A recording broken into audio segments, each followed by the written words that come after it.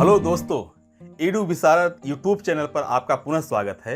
आज बहुत ही मजेदार टॉपिक लेकर के आए हैं जिसको आप बहुत कठिन भी मानते हैं, संधि के अंतर्गत व्यंजन संधि। इसके पहले अभी आपको मैं स्वर संधि बताया था, कितना आनंद आया था ना। स्वर संधि को कितना कठिन आप मानते थे, लेकिन कितनी सरलता से ट्रिक के साथ आप अच्छी तरह से समझ गए हैं। आज मैं चर्चा कर रहा हूं व्यंजन संधि के बारे में, तो आइए तुरंत देखते हैं व्यंजन संधि। तो जैसा कि मैं कल ही चर्चा किया था कि स्वर संधि में क्या था कि प्लस के दोनों ओर स्वर होता है, स्वर प्लस स्वर बराबर स्वर ही होता है। लेकिन व्यंजन संधि में जब व्यंजन का मेल प्लस के इधर व्यंजन होता है, व्यंजन अथवा स्वर के साथ होता है, वहां पर व्यंजन संधि होती है। उदाहरण हम देखते हैं, यहां पर आप देख रहे हैं उत्धन हार बराबर उद्धार, वाकधन ईस बराबर वागीस। इसकी ट्रिक क्या है? एक ही नज़र में आप परीक्षा में कोई भी ऐसा प्रश्न आता है कि निम्नलिखित शब्दों में से यदि मान लीजिए कि शब्द लिखा हुआ है तो ठीक है, आप संधि विच्छेद करके समझ जाइए, और संधि विच्छेद लिखा हुआ है तो आप समझ जाइए जो प्लस है तो प्लस के हमेशा पहले अर्थात लेफ्ट साइड में हमेशा व्यंजन होता है, हमेशा। इसकी ट्रिक पहचानने की ट्रिक ये है। नेक्स्ट हम चलते हैं, इसके जो नियम है उसकी एक ट्रिक है। बस 3 चीजें हैं, आप याद कर लीजिए। 3-5 करना, छत पर नमस्कार। 3 ये वाक्यों को आप याद कर लीजिए। 3-5 करना, छत पर नमस्कार। अब आप सोचेंगे ये क्या है? इसी ट्रिक की सहायता से हमको तो नियम समझना है ना, नियम याद करना है। कुछ परीक्षाएं ऐसी भी होती हैं, जब लिखित परीक्षा होती है तो उसमें ये भी आ जाता है कि व्यंजन संधि के नियम लिखिए। ये प्रश्न थोड़ा सा कठिन होता है, इसलिए कि सभी नियमों को लिखना पड़ता है। यदि ऐसा प्रश्न है तो ये ट्रिक बहुत ही काम करेगी। और यदि पहचानने के लिए आता है कि कौन सी संधि है, तब भी काम में आएगी ये ट्रिक। और यदि विच्छेद भी आता है तब भी ये काम में आएगी ट्रिक। तो 3-5 करना, छत पर नमस्कार। 3-5 करना, छत पर नमस्कार, ये आप याद कर लीजिए बिल्कुल। अब आगे चलते हैं, इसी ट्रिक की सहायता से हम समझाने का प्रयास करेंगे। पहला नंबर 1, 3-5 करना। तो यहां पर 3 नियम क्या है, यहां पर देखिए जल्दी से। पहले वर्ण का तीसरे वर्ण में परिवर्तन, जो 3-5 है ना, ये तो ट्रिक है। अब इसका इससे क्या संबंध है नियम से? तो पहला जो नियम है कि जो पहला वर्ण हमारा जो वर्णमाला है, क ख ग घ ङ च छ ज झ ञ ट ठ ण त थ द न प फ ब म य र ल व, ऐसा आपको याद होगा। तो क ख ग घ ङ च छ ज झ ञ ट ठ ड ढ अण, पहला वर्ण कौन सा है? प्रत्येक जो हमारा वर्ग है, प्रत्येक लाइन है, क च ट त प। क ख ग घ अंग, क से च छ ज झ ञ, ट से ट ठ ड ढ अण, त से त थ द न। तो ये जो प्रत्येक जो पहला वर्ण है, इसका परिवर्तन किसमें हो रहा है? तीसरे वर्ण में हो जाता है। क का ग में परिवर्तन, च का ज में, ट का ड में, त का द में, प का ब में। क्रमशः इसका परिवर्तन इसी तरह से होता है। यदि मान लीजिए आप ट्रिक से नहीं याद करते हैं तो फिर परेशान रहेंगे कि इसका परिवर्तन किसमें हो रहा है। तो 3-5 करना, पहला 3 है तो पहला जो वर्ण है तो तीसरे वर्ण में इसका परिवर्तन होता है। अब देखिए, हम यहां पर आगे देखते हैं शब्दों को। दिक धन गज बराबर दिग्गज, क्या है ना, यहां पर इसका परिवर्तन किसमें हो गया? ग में होगा। तीसरा वर्ण कौन सा है? ग, तो दिग्गज हो गया। अब देखिए सीधा सीधा जुड़ा हुआ है, ये विलोपित हो गया आधा का, सीधे इसका परिवर्तन किस में हो रहा है? आधे ग में हो रहा है, तो यहां पर दिग्गज। च का परिवर्तन किस में हो गया? ज में हो गया, है ना। यहां पर देखिए, इसको समझने के लिए हम समझ सकते हैं, ये च का परिवर्तन हो रहा है ज में। च छ ज, आधा ज है, इसके साथ अस्वर लग गया, यहां पर पूरा ज हो गया तो अजंत बन गया। सठ धन आनन बराबर सडानन हो गया। उत्धन योग बराबर उद्योग हो गया। अपधन ज बराबर अब्ज। बिल्कुल सरल है, कितना सरल है देखिए। ट का परिवर्तन बिल्कुल ड में हो गया, त का परिवर्तन द में हो गया तो यहां पर द हो गया। प का परिवर्तन प फ ब, तीसरा वर्ण कौन सा है? ब है, यहां पर अब्ज हो गया। अब यहां पर दोस्तों ये 2 शब्द हैं, एक है दिग्विजय, एक है सद्गुण। यदि आप समझ गए हैं इसको तो मैं चाहता हूं कि आप कमेंट बॉक्स में इसके विच्छेद को लिखिए, मुझे पता चले कि आपको समझ में आ रहा है कि नहीं आ रहा है। आप कमेंट में इसका विच्छेद, दिग्विजय का विच्छेद क्या होगा, संधि विच्छेद करके लिखिए। सद्गुण का विच्छेद क्या होगा, आप कमेंट बॉक्स में इसके विच्छेद को लिख करके मुझे बताइए। तब तो मैं मानूंगा कि आपको समझ में आ रहा है। बहुत ही सरल है।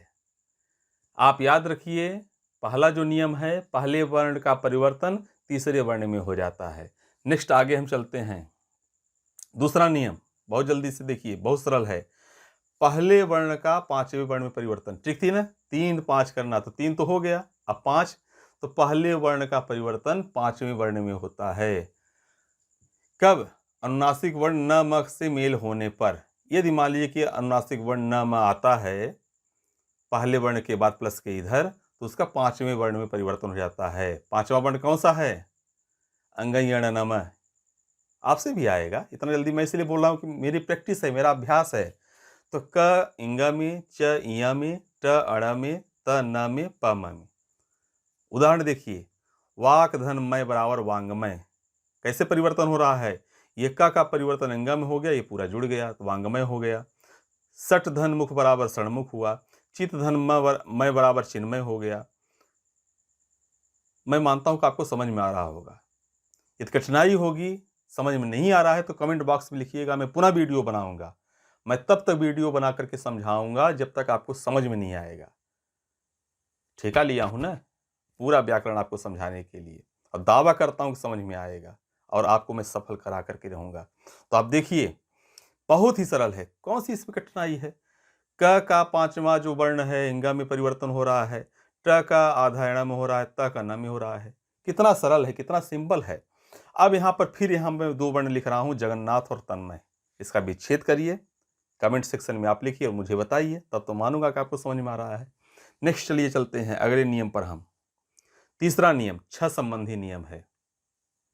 ट्रिक क्या थी फिर याद करिए, 3 5 करना छत पर। तो छत पर जो है, तो छ जो है तो यही है। छ संबंधी जो नियम है वह यह है कि ह्रस्व अथवा दीर्घ स्वर यदि रहता है और इसके बाद यहाँ छ आता है, तो इसका परिवर्तन क्या होता है? छ के पहले च जुड़ जाता है। उदाहरण देखिए, स्वधन छंद बराबर स्वच्छंद। स्व तो पूरा आ गया, यहाँ पर छंद ही लिखा है, लेकिन इसमें जुड़ क्या रहा है? इस छ के साथ में आधा च जुड़ रहा है। कितना सरल है। परिधन छेद बराबर परिच्छेद। फिर हम 2 शब्द दे रहे हैं, अनुच्छेद और विच्छेद। आप इसका विच्छेद कीजिए, कमेंट सेक्शन में लिखिए और मुझे बताइए कि आपको यह नियम समझ में आ रहा है कि नहीं आ रहा है। ये जो पहला हम जो ट्रिक बताए थे बिल्कुल शॉर्ट में, कौन सी ट्रिक थी? 3 5 करना, पहले वर्ण का परिवर्तन तीसरे में, फिर पहले वर्ण का परिवर्तन पांचवें में। कब? जब अनुस्वार न और म आए। अब यहां पर देखिए, छत पर छ संबंधी नियम क्या है? जब ह्रस्व दीर्घ स्वर का मेल छ के साथ होता है, कुछ नहीं होता है, जो छ आता है ना उसमें आधा च जुड़ जाता है। नेक्स्ट चलते हैं, अगला जो नियम है त संबंधी नियम है। छत, छत पर है ना, 3 5 करना छत, तो त है। अब इसमें थोड़ा सा त के कुछ नियम ज्यादा हैं, ध्यान से समझिएगा। कुछ तो मेहनत करनी पड़ेगी थोड़ी सी, इसलिए कि आप प्रतियोगी परीक्षा में बैठ रहे हैं और बैठ करके कुछ न कुछ बनेंगे। तो कुछ सरल भी है, कुछ कठिन भी है, थोड़ा सा दिमाग लगाइए। है तो बहुत सरल, बिल्कुल सिंपल सा ही है, लेकिन सीधा सीधा नहीं है कि बस एक ही रूल में आपको याद हो गया, ऐसा नहीं है। यहाँ पर त संबंधी नियम में थोड़ा सा अच्छे से पढ़िएगा, कॉन्सेप्ट के साथ इसको मैं समझाऊंगा।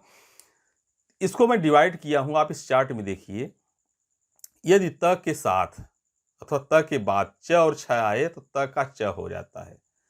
इसकी ट्रिक ये है कि हमेशा बड़ा भाई जो होता है ना, वो कहता है पहले मैं आऊंगा, छोटे को पीछे कर देता है। बड़ा भाई किसको मानूंगा? वर्णमाला में जो पहले आ रहा है उसको मैं बड़ा भाई मान रहा हूं।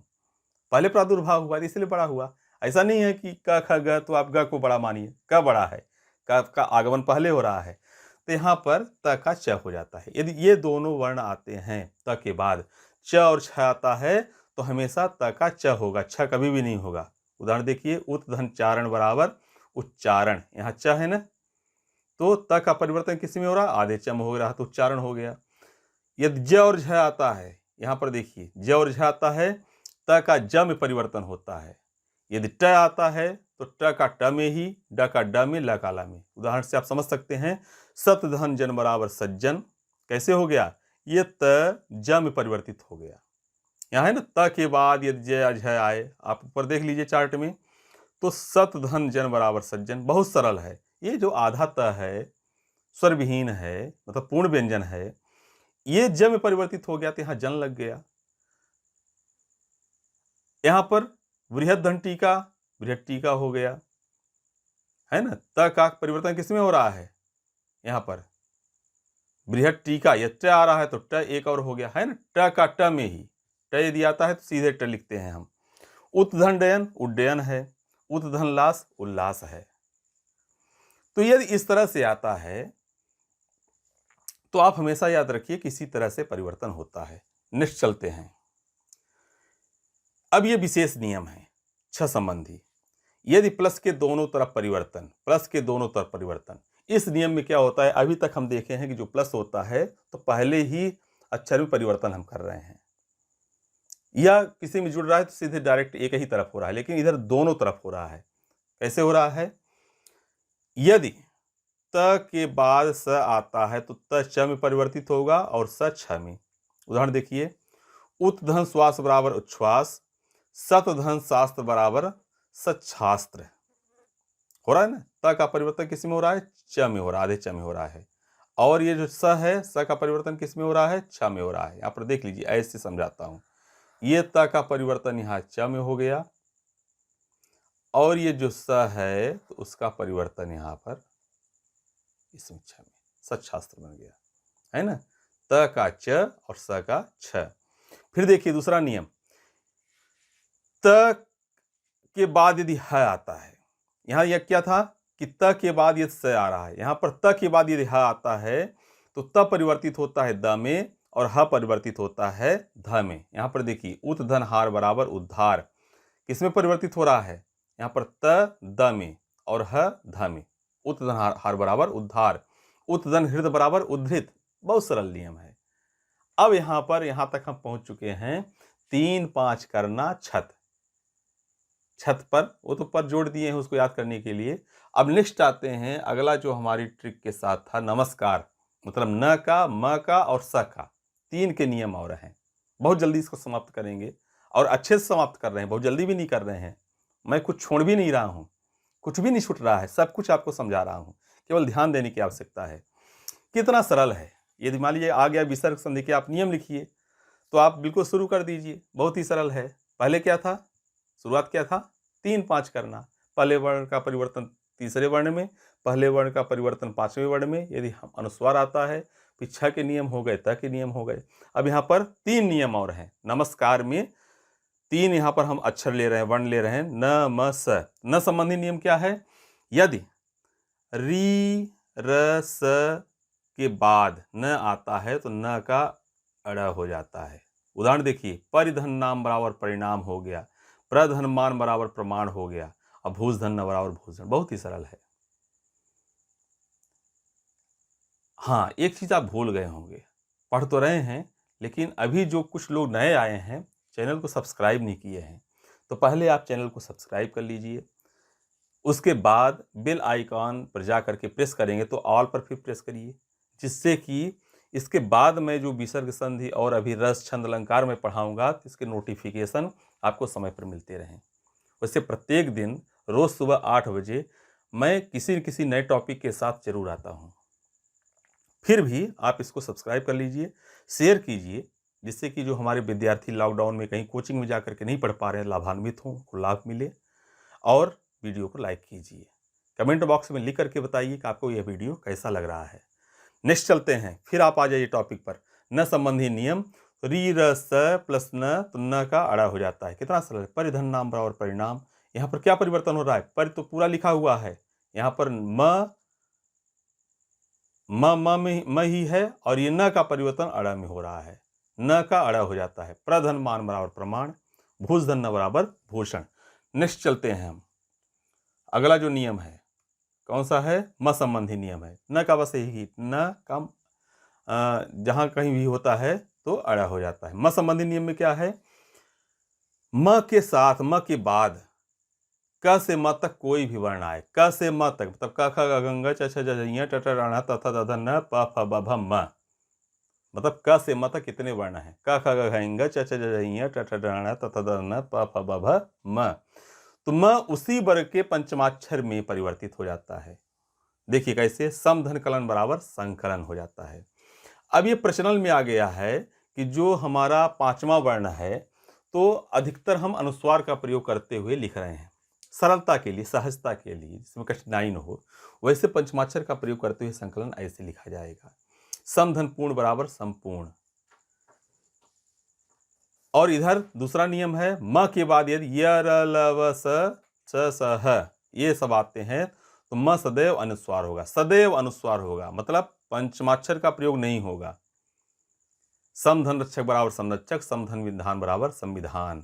आप हमेशा देखे होंगे, यहाँ पर थोड़ा सा मैं समझा रहा हूँ, इसको अच्छे से देख लीजिए। बिल्कुल जैसे संविधान लिखा होता है, ये संविधान लिखा हुआ है, तो हमेशा अनुस्वार का प्रयोग किया जाएगा। कहीं भी आप, ये सही है, कहीं भी आप ऐसा लिखा हुआ नहीं पाएंगे। भाई यदि पंचमाक्षर होगा तो संविधान, इसका भी तो उच्चारण यही होगा ना, लेकिन ये गलत है। संविधान भी बोल सकते हैं, इसलिए कि जो अनुस्वार होता है न और म दोनों बोलते हैं, वो भी गलत है। तो हमेशा इसलिए ये सही होता है, ये हमेशा इसलिए गलत होता है।